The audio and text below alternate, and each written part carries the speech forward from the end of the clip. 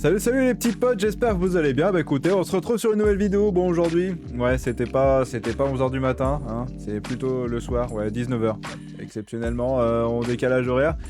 Et ouais, forcément, parce que regardez un petit peu tout ça là. Regardez un petit peu là. Ça y est, je suis rasé, j'ai rasé ma barbe. Eh oui, c'était ça les soucis techniques d'hier. C'était ça les soucis techniques. Donc bon, écoutez, je peux pas tourner de vidéo, je peux pas faire de montage si je me rase la barbe en même temps, quoi. C'est pas possible. Donc bon, voilà, donc j'étais obligé de décaler. Impossible de publier ce matin à 11h, ou en tout cas, ça allait être trop en retard. Donc je me suis dit, tranquille, on prend le temps, tranquille. On postera ce soir, le dimanche soir, c'est pas grave. Eh ben écoutez, aujourd'hui, le sommaire de cette vidéo, des news. Et oui, parce qu'il s'en est passé quand même des choses. Alors, pas non plus des news, vous allez sauter au plafond en vous disant « Oh mon dieu !» Non. News tranquille. Et ça commence tout de suite, après, bien sûr, notre fameux jingle.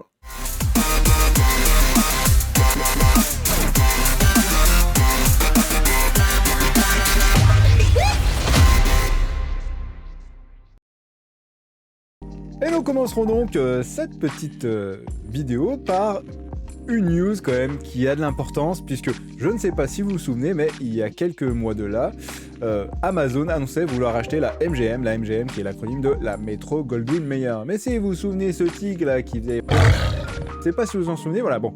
Le souci, c'est que bon, quand il y a un achat de ce genre, il faut que quand même il y ait des organismes indépendants qui viennent vérifier que ce n'est pas anticoncurrentiel et que ça ne porte pas de préjudice aux autres boîtes, puisque avoir le monopole sur un marché, c'est jamais bien vu. Et il faut qu'il y ait de la concurrence, puisque bon, après la concurrence, ça fait confrontation d'offres, et donc qui dit confrontation d'offres dit bénéfice pour le consommateur. Et donc du coup ça y est, on a eu la confirmation.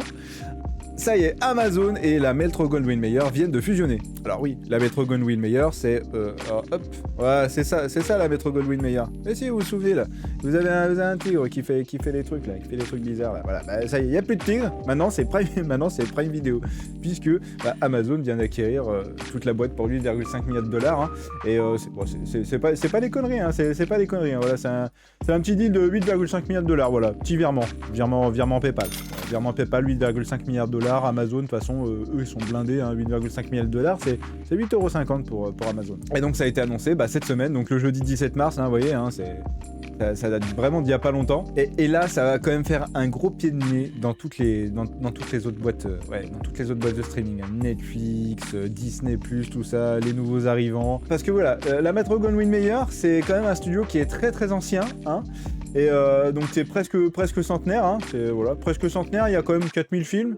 Moi, c'est pas mal, si vous avez du temps, si vous voulez regarder des vieux films, oui, ça peut être sympa.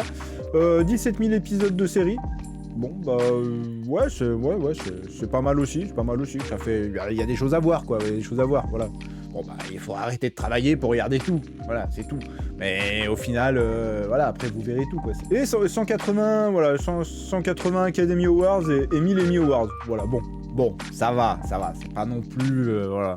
Ça aurait pu être quelque chose de plus fou, mais ça va, si on relativise un petit peu, c'est un petit achat, quoi. Il y a rien d'exceptionnel, quoi. Voilà. En plus, après, voilà, quand on descend un petit peu de l'article, il nous explique que ils ont quand même quelques licences qui sont fort sympathiques, hein. C'est vraiment ultra sympa. Outre le fait que ça devrait servir à diversifier l'offre de divertissement, voilà, oui, après, ça, de toute façon, c'est sûr qu'ils n'ont pas acheté la MGM à 8,5 milliards de dollars pour faire un tennis, hein. Ça c'est clair. Alors, il faut quand même aussi resituer que la MGM, comme je vous expliquais, elle possède quelques licences, et ces licences, ça reste quand même un petit peu James Bond, Rocky, Creed, bien évidemment, puisque Creed et Rocky sont liés. Robocop aussi, Robocop. Le dernier film, à ce qui paraît, il était pas ouf, moi je l'ai pas vu, mais ça m'a pas donné envie. La Panthère Rose. La Panthère Rose. Le Hobbit, oui. Le Hobbit. Attendez. On va restituer un petit peu le contexte. Voilà. Hop, que je me mette face de la caméra. Le Hobbit, le Seigneur des Anneaux. Vous voyez ? Voilà. Les Blu-ray version longue. Voilà. J'aime l'univers. J'aime bien l'univers. Après, nous avons Viking. Voilà. Donc là, tout de suite, Viking, la série vient de se terminer. Il y a Valhalla qui vient de commencer d'ailleurs sur Netflix il n'y a pas longtemps. Fargo, voilà. Je connais un peu moins. Par contre, Fargo, non, c'est voilà. La Servante écarlate, c'est The Handmaid's Tale. Voilà. série qui marche, qui a énormément marché. Ils en sont, je crois bien, à 3 ou 4 saisons, hein, si je me trompe pas. Voilà. Et donc là, pour terminer, voilà, moi c'est ce que j'attends le plus de ce rachat, c'est l'univers Stargate. Amazon vient de mettre les mains sur tout l'univers Stargate. Alors, Stargate de base, après vous avez Stargate Atlantis, vous avez 3-4 films, The Ark of Truth, Stargate Continuum, et, le film Stargate original des années 90, qui était excellent d'ailleurs pour l'époque, et pour aujourd'hui, à l'heure actuelle, est toujours aussi pas mal, bon, même si forcément ça a peut-être un peu vieilli, mais bon, voilà. La série était pas mal aussi, il y a 10 saisons, voilà. Voilà, c'était vraiment une très très bonne série, mais imaginez un petit peu une série Stargate croisée avec The Boys. Bon, sans les pouvoirs spéciaux, mais imaginez un petit peu quelque chose d'assez moderne, enfin quelque chose de moderne, mais dans l'univers Stargate, prolongement de l'univers, voilà, ce qui est peut-être des choses à raconter. En tout cas, c'est super cool, et puis si vous êtes abonné à Amazon Prime, il y a de fortes chances que tout l'univers Stargate atterrisse sur Prime Video. Alors c'est pour ça que ce rachat fait quand même beaucoup parler de lui. Moi je trouve que c'est quelque chose de vachement intéressant, tout le contenu qu'il va y avoir sur Prime Video, quoi. Voilà. Si vous n'avez pas payé vos 49 € par an pour pouvoir être abonné à Amazon Prime, Amazon Prime et Prime Video, puisque bien évidemment tout est lié, hein, vous pouvez acheter sans frais de port. Tout ce qui est qualifié de Prime sera livré assez rapidement. Donc non, là franchement, là c'est du très très lourd. Là c'est du très très lourd qui arrive, et moi j'ai vraiment hâte qu'on puisse en savoir un petit peu plus sur la plateforme et que ces petites nouveautés puissent débarquer, quoi. Voilà. Par exemple, voir tous les films James Bond, parce que James Bond aussi, il n'y a pas que les derniers avec Daniel Craig, hein. Non, il y a tous les anciens avec Roger Moore, Pierce Brosnan par exemple. Ça c'est les seuls qui viennent en tête pour le moment, mais il y a vraiment du très très lourd. Et là, Amazon, je pense qu'à mon avis, ils sont arrivés, ils ont mis le point sur la table du streaming, comme ça ils ont dit bon, à partir de maintenant, c'est nous qui allons gérer les choses, ok. Netflix, Disney+, tout ça, je suis Apple TV+, vous essayez de faire des choses, pas de soucis, mais on s'en fout, nous de toute façon on a les plus grosses licences. Après c'est pareil, on verra bien ce que ça va donner. News suivante. Alors pour la news suivante, nous allons parler un petit peu de cet objet qui s'appelle une Nintendo Switch. Voilà, alors si vous avez la Nintendo Switch, que vous avez le jeu Mario Kart 8, eh bien sachez que depuis ce jeudi 17 mars, 18 mars minuit, de cette semaine, vous pouvez accéder au nouveau pass de circuit additionnel. Alors, ce n'est qu'une première vague prévue sur les 4, normalement il y en aura 4 si je me trompe pas, hein. Et donc qui donne droit à 8 nouveaux circuits. Alors, ce pass additionnel est vendu 24,99 €, bon, un centime près, on va arrondir à 25 balles. Ces nouveaux circuits, bien sûr, restent dans la même veine de ce qui a été fait sur Mario Kart 8 de base, c'est-à-dire que ce sont des circuits qui proviennent d'anciens opus de la licence et qui ont été remasterisés avec des vrais graphismes, quelque chose, voilà. Adieu les cônes, les pixels, des vrais graphismes, un truc pas mal, quoi, un truc pas mal. Donc nous avons deux coupes. Nous avons la coupe Turbo Dorée, qui nous donne droit à Promenade à Paris, qui est tirée de Mario Kart Tour, Circuit Toad, qui vient de Mario Kart 7, la Montagne Choco, qui vient de Mario Kart 64, pas tout jeune, hein, pas tout jeune. Ensuite, nous avons le Supermarché, qui provient de Mario Kart Wii, là, plus jeune, voilà. On passe de la montagne au supermarché. Voilà, donc ça c'était pour la coupe Turbo Dorée, et ensuite nous avons la coupe Maneki Neko, qui propose la traversée de Tokyo, qui vient de Mario Kart Tour, la corniche champignon, qui provient de Mario Kart DS, le jardin volant qui vient de Mario Kart Super Circuit, et pour finir, le dojo ninja qui vient de Mario Kart Tour. Voilà, donc 8 petits circuits, voilà, ça fait toujours un petit peu plaisir. Alors, un petit commentaire quand même sur ce pass additionnel, on peut dire que je pense que Nintendo est un petit peu embêté parce qu'avec la crise des semi-conducteurs, ils ne peuvent pas produire ou en tout cas commercialiser la nouvelle Nintendo Switch qu'ils aimeraient bien annoncer, c'est-à-dire cette fameuse Nintendo Switch Pro dont on entend tant parler depuis maintenant quelques années. Donc ce petit pass additionnel, je pense que c'est du contenu pour nous faire patienter, voilà, histoire de proposer du contenu sur le jeu, parce que Mario Kart est toujours autant joué, il y a toujours du monde en online, c'est incroyable, vous y allez, même maintenant vous y allez, parce que le jeu est quand même sorti il y a un petit moment. Et vous pouvez y aller maintenant, il y a toujours autant de monde en online, donc c'est cool, le jeu est vraiment très suivi, la communauté joue toujours vraiment beaucoup, donc ce petit pass additionnel est vraiment sympa. Puis, voilà, 25 € c'est pas non plus super cher.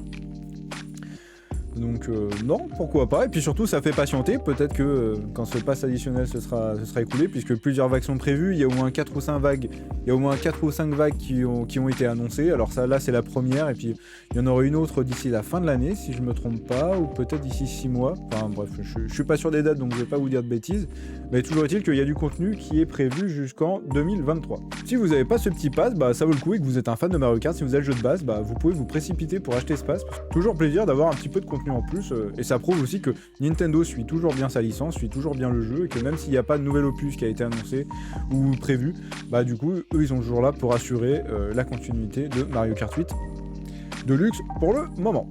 Et pour conclure cette vidéo, dernière petite news, mais pas des moindres, une très bonne nouvelle à vous annoncer. Nous allons reparler séries. Nous allons parler Netflix.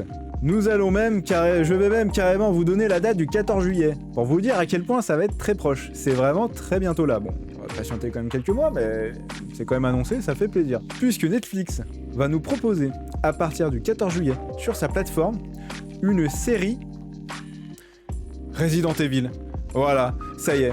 Netflix annonce une série Resident Evil. On peut s'attendre vraiment à quelque chose de vraiment sympathique, puisque la date de diffusion, c'est le 14 juillet. Et le 14 juillet, vous êtes le 13 juillet, le 14 juillet, hop, à minuit ou à 9h, puisqu'ils ont l'habitude de mettre en ligne leur série à partir de 9h. Allons savoir pourquoi. Et bah du coup, voilà, ils vont décider de nous présenter une nouvelle série, donc Resident Evil, qui sort le 14 juillet.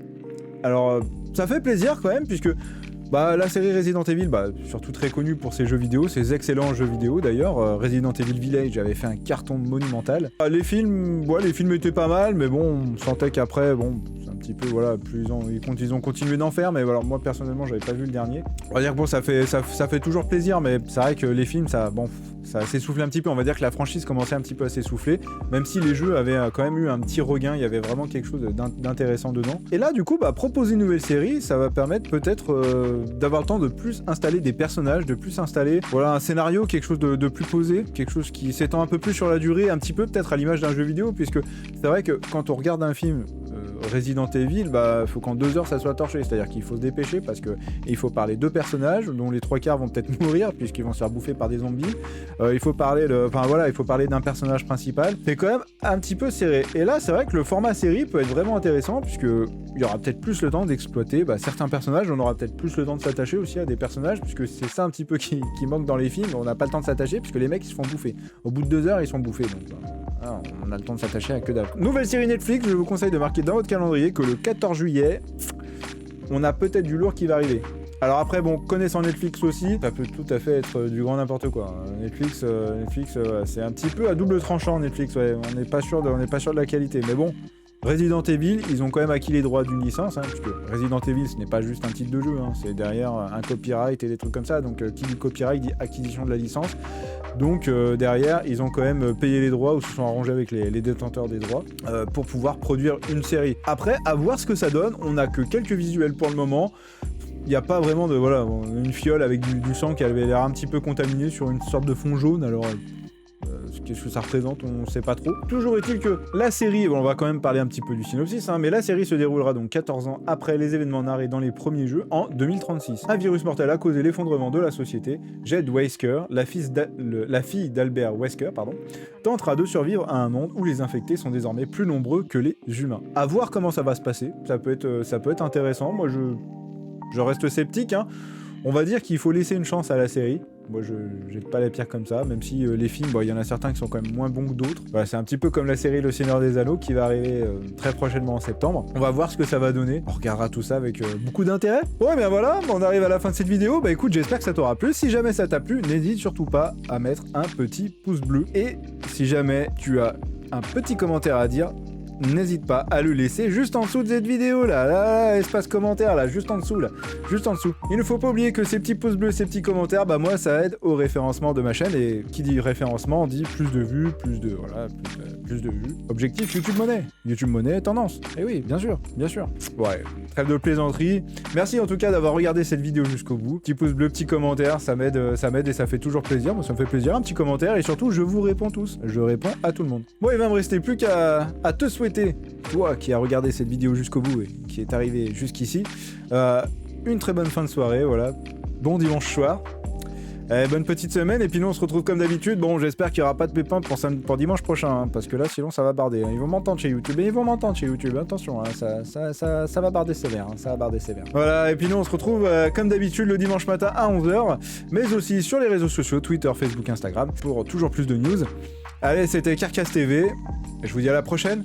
Ciao ciao les petits potes. Bye bye.